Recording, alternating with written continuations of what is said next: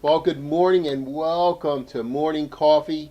It is another fine morning wherever you're at in the country.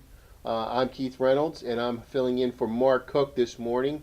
Mark is on vacation this week, so I want to wish him and his lovely wife a great vacation. And we are going to start off morning coffee with whatever, hot topic. That's what we do here.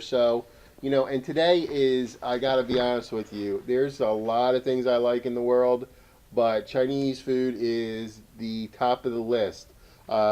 Today we have Ki Lam Chan on with us, and I believe it's him and his wife that wrote this cookbook that's right up here. It's an unbelievable book. Ki Lam, welcome to the show. Thank you. Good morning. Good morning. So I gotta tell you, I mean, Chinese food is my favorite. I can eat it all day long, every day of the week. You know, Oh, your cookbook. There's in this cookbook there's 8 popular Chinese dishes that you can cook at home. yes. Yep.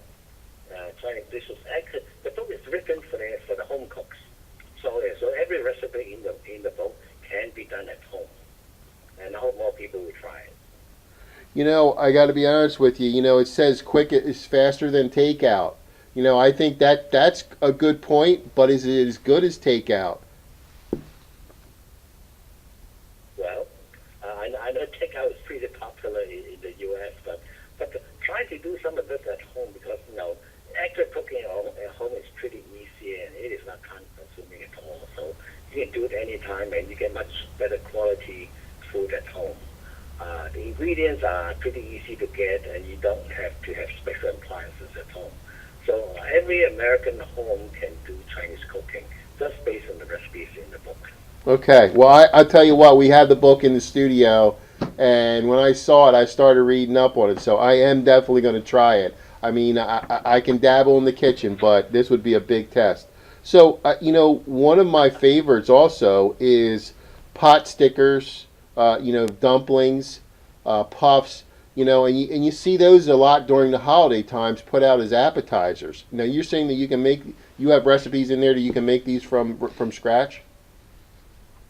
Oh yes, yes, you can start with flour, just flour and water, and of course the fillings, can be meat or vegetable and so on. So that's one way to do it. You start fresh with just flour and water. Now, if you're close to any Asian supermarkets, they usually have these the dumpling wrappings on sale. Okay, and you can use those, which makes it pretty easy to do. You can probably do 50 dumplings in maybe half an hour, something like that. Very very easy and fast. But you're saying that the dumpling wrap is just made with flour and water? Yes, that's all you do. That's all Really? you need. Now is So that it's it? quite easy to do. I think, especially for Americans who are used to baking, okay, it's easy to knit flour and water, and this is pretty simple. Of course, to make it well, of course, it takes a little skill and experience, but anybody can do that. Give it a try. I'm It will be definitely. very satisfying. I mean, I'm definitely going to bring the book home and try it out because I'm telling you, if I can learn how to cook Chinese, my kids, my family will love me for life. So, um, you know, the pantry staples. What's some essential ingredients, and this is important, and kitchen tools that you need for Chinese cooking. Well, you don't really need anything special when it comes to ingredients. Okay, unless you do some very very uh, unique dishes where you have special sauces or special ingredients. Otherwise, all you probably need are just soy sauce, cooking wine, a little vinegar, salt, and sugar, and maybe a little bit of sesame oil. And that's typically what most Chinese food will require. Well, aside from that, you don't really need much of anything unless you go into special dishes. But for us, who cooks every day at home, we don't really need much of anything else. And also, you don't need special appliances. Although I have a wok at home, we use it quite often. And wok is very convenient for cooking Chinese food. But if you don't have a wok, just a regular frying pan will do, or whatever. Whatever you've got at home, you can use that to cook Chinese food. It's pretty quite convenient, actually. Well, you know what? I have a wok at home too, and you know what I find is, you know what I actually live. We live like within walking distance of our Chinese food restaurant, and you know what I find that when I go in there, they got a couple different woks, obviously going for to turn the product, the food. But I find that when I get into my own kitchen, I'm a little bit stuck with as far as getting everything prepared and onto the table when I kind of do stir fry or that type of thing. So you're saying you don't really need a lot of the pans or whatever that you might see in the restaurant. Just because I mean I would assume that you would cook a lot of this stuff with the wok because of the high temperature that it can take, right? Yeah, the wok is very, very. No, you can use the wok to do anything almost. You can deep fry it, you can use it to steam things. You can pan fry it in the wok, stir fry. You can use it to bake even. Okay, so you almost anything you want to do, you can do with a wok, and that is why Chinese have a wok at home. It's very versatile, but it is not necessary. You don't have to have a wok to do Chinese cooking. But a wok is very convenient, and it Okay. can do almost anything Chinese recipe would call for. Okay. Now I want to jump into some kind of quirky recipes such as bitter lemon or yeah, bitter melon, excuse me, bitter melon, scrambled egg, Chinese style, drunken chicken, laughing donuts. What are some of those dishes? But let me start with scrambled egg Chinese style. Okay, and everybody's got eggs at home, I think, and we love scrambled egg in China as well as you in America. And scrambled egg is easy, and because the ingredient is always available. Now we do scrambled egg a little differently, I think, from the American style. We like our eggs to be soft, light, fluffy, and tender, and so on.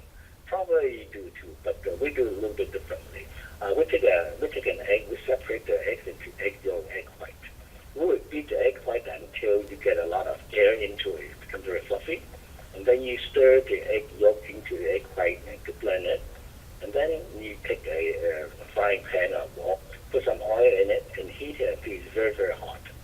Okay, turn off the heat, put an egg batter in it, and start to fold it, layer after layer until it's cooked. Now, the reason we do that, cooking without heat, is that the eggs will never get overcooked. The oil temperature keeps on dropping as we start to fold the eggs one after another, and then the eggs will never get overcooked. So as a result, you will end up with eggs that are, because of the air, that is very, very fluffy, that is very tender because it is not overcooked. And so this is how we like our scrambled eggs. We don't put anything like milk or water into the egg because that will just dilute the flavor of the egg. So the way we do it, you get a full flavor. People like eggs, but we really like our style scrambled egg. Now, You now, also mentioned that laughing. You mentioned a laughing donut hole. right. Well, but the donut hole is something I got in California. Okay, the little hole. After you do the donut, you have this piece of dough in the center, and they would also cook that and make it into a small donut around. Okay, and Mm. that they call it the donut hole in California. I don't know if you have it elsewhere. But so we took that name and we said, in China we do something that is similar. We mix flour and eggs and so on, and we deep fry it. But when we deep fry it, this little round ball would start to break open, like somebody laughing. Okay, and that is how I came up with the name Laughing Donut Hole. Very, very good. It's good. It's a Chinese dish during New Year's. A Okay. lot of people make them at home. Very cool. Now we only have about a minute left, but talk a little bit about the culinary tour of China. The culinary tour. Yeah, culinary tour of the eight cuisines of eight major regions of China. Oh, well, no, we included like 33 regional styles from China, from some provinces, some of our sub-regions, and so on.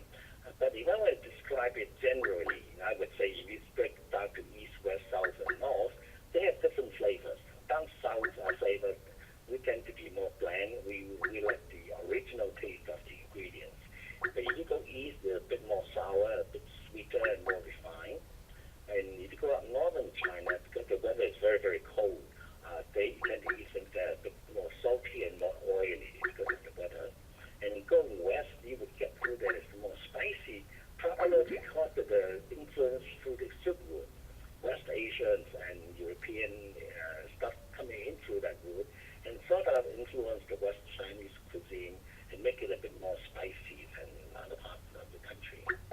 Okay. So in a nutshell, I would sort of break it down that way. Okay. So why don't you tell our listeners and viewers where they can find your book at? Well, they can probably find it in those bookstores, and they can always find it in Amazon. Or they can also go on to the Phaidon.com network. Phaidon is the publisher, Phaidon, and you can also buy directly from the publisher. Okay. And also probably many websites. If you go online and to search China the Cookbook, you probably find a lot of online where you can buy the book. Okay. Well, I want to thank you so much for coming on the morning coffee. I'm going to try those eggs tomorrow morning. That was a great tip. And thank you so much for coming on the morning coffee and being our hot topic. You're welcome. Thank you. All right. For you listeners and viewers out there, you like Chinese food? Go get this cookbook. It's unbelievable. I'm going to try out some of these recipes. We're going to be right back after this commercial break in 90 seconds. When it's time for Jersey Mike's to give a sub some sizzle, this is the way. The way it's always been. The way it always should be. The way it always will be. Because that's just the way it's supposed to be. Jersey Mike's. Be a sub above. My dream job is to run and manage my own spa one day. To be the general manager for the Jumeirah Hotel in Abu Dhabi, Dubai. I feel that Merciers has prepared me very well for my future in the hospitality industry. The kitchen is incredible. You are planning the meal, doing all the costing and the recipes. You're in charge of everything going on in the kitchen. They really do get you prepared, and they want to make sure that you have a job after college. When it comes to injuries, they're not all created equal. that's why at Performance Spine and Sports Medicine, Our team of doctors will coordinate and customize your care to provide the best treatment options using the area's most advanced medical technology, all with one goal in mind. to get you back in the game, We call life pain-free, drug-free. surgery-free. That's what we do here at Performance Spine and Sports Medicine. Get better faster. Stay better longer. Saving your business money is as easy as 1, 2, 3. Tanker Consulting Services, a payment solutions expert, will show you how with a free, detailed, written analysis illustrating your cost savings. We usually uncover savings between 10 and 25%, and sometimes more. We can help your business succeed by providing reliable and secure merchant payment solutions such as merchant services programs, point-of-sale systems, and ATM machines. TCS, one of the leaders in regional credit card processing consulting, offers electronic payments to merchants locally and nationwide through our preferred vendor programs. We work to keep business costs down with a comprehensive suite of quality products, services, and customized credit card processing programs exclusively tailored for your company. TCS is convenient, reliable, and innovative, with customer service available 24/7, 365 days a year. Our in-depth industry knowledge, partnership strategy, and innovative processing solutions allow for a specialized approach to. Well, good morning and welcome back. I'm Keith Reynolds, filling in for Mark Cook this week on Morning Coffee, and we got another hot topic for us. We have Elizabeth Mayhew, who is a lifestyle expert, and we're going to be talking about dinner parties and family gatherings and stuff like that. Elizabeth, welcome to the show. Thanks so much for having me. Now, the holidays can be, kind of get expensive. How can our viewers host a kind of a luxurious holiday party on a paper budget? Well, it all starts with a little bit of creativity and a trip to your local grocery store, craft store, whatever it might be. The good thing is there are paper and boxes and packaging is so readily available. It just takes a little bit of creativity. So I have always used paper and boxes. It's kind of like my go-to. You just, again, like I said, need to be creative. So one of the things I like to do often is instead of using fancy linens, to use paper to wrap my table, or at least as a paper runner. A lot of times I just use brown craft paper and run it down the center of my table and kind of tape the edges. I then go ahead and set my table with my plates and glasses. And I happen to love handwriting and calligraphy, so you can, even the worst handwriting will look better with a calligraphy pen. So I take one of those, and oftentimes I write messages around the perimeter, the plates, or the glasses. It's just very graphic, and it's something so simple that can elevate your table. You can also get your kids involved, and certainly get your guests involved. So if you do the paper table runner, you can have some pens or crayons and encourage your guests to participate throughout the evening if they want to. Now that is interesting. I say presentation is everything, so that is definitely something different.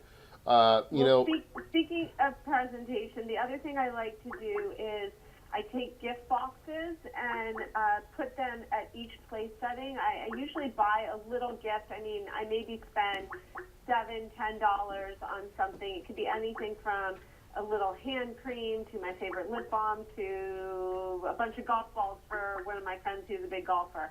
And I put those in the gift box, wrap them up, and put a little name tag on it, and then place it at each setting of where each person's sitting. And it's a nice little gift, but it also doubles as a place card for my guests. I do believe that when you're having people over for dinner, that you as the host should do everything possible to make people feel comfortable, and that includes telling them where to sit, because it just eliminates confusion, and it's always good to split up and have a plan as to who you want to sit next to whom at the table. So Okay, very interesting. that's another little idea. And then plus your guests have a little gift to take with them, and it's just very thoughtful.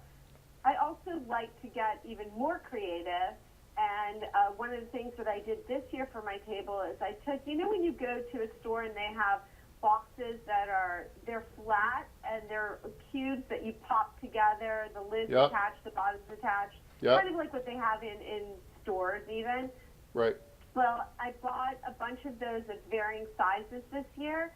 I left them flat, and then on what is the sides of the cube, I took a cookie cutter and used it to trace an image. So I did stars and trees and snowflakes.